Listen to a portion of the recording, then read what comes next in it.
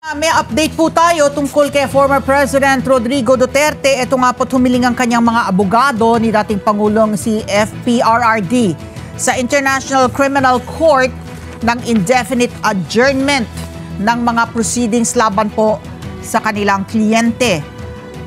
Ayon po sa mga abogado ni Duterte, nakararanas daw po ng malubhang pagkawala ng memorya. Memory loss yung dating Pangulo at hindi na rin ito malusog para humarap sa paglilitis. Ang ginamit po nilang unfit to stand trial. Yun po ang sinabi po ng kanyang kampo, no?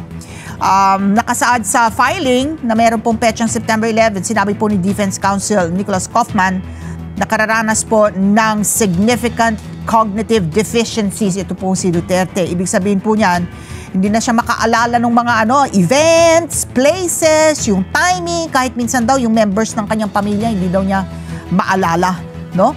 Dahil anya ito, nahihirapan daw yung dating Pangulo na syempre parang kailangan din yung kanyang reasoning, not even able to process the reasons for his detention. Ganon po isinalarawan po ng kanyang legal team, no?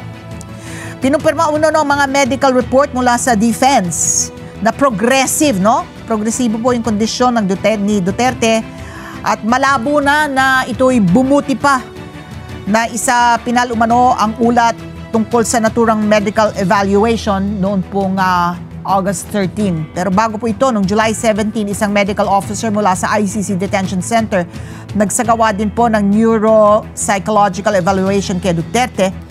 At sinabi rin ito na nakitaan niya si Duterte ng paghina ng memorya at iba pang abilidad. 80 years old na po ang ating dating Pangulo. Reaksyon naman po ng abogado ng biktima ng extrajudicial killing kaugnay ng war on drugs ni Duterte.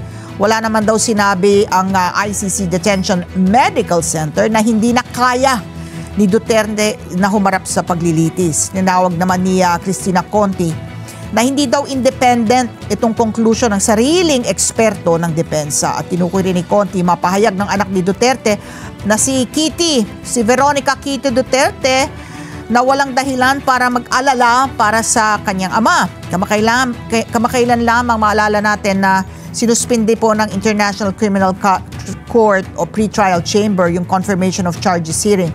Sana po ito'y nakatakda sa September 23, pero hindi pa ito nagdedesisyon sa ang hiling po ng kampo ni Duterte, indefinite suspension. Pero hindi pa nagdedesisyon ang PTC, yung Pre-Trial Chamber. Ayon sa isa namang panayam, sinabi din ng isa pang abogado, si Attorney Gilbert Andres, na sa kanyang pananaw, yung paggamit ng unfit to stand trial, no? Sabi po ng defense, hindi pa naman daw to trial, no? So why will they claim na unfit to stand trial? It needs to be verified, no? So, yung pleading na yan ng defense, unlimited yung adjournment, no? Ang sinabi po ng pre-trial chamber, limited lamang yung period ng postponement.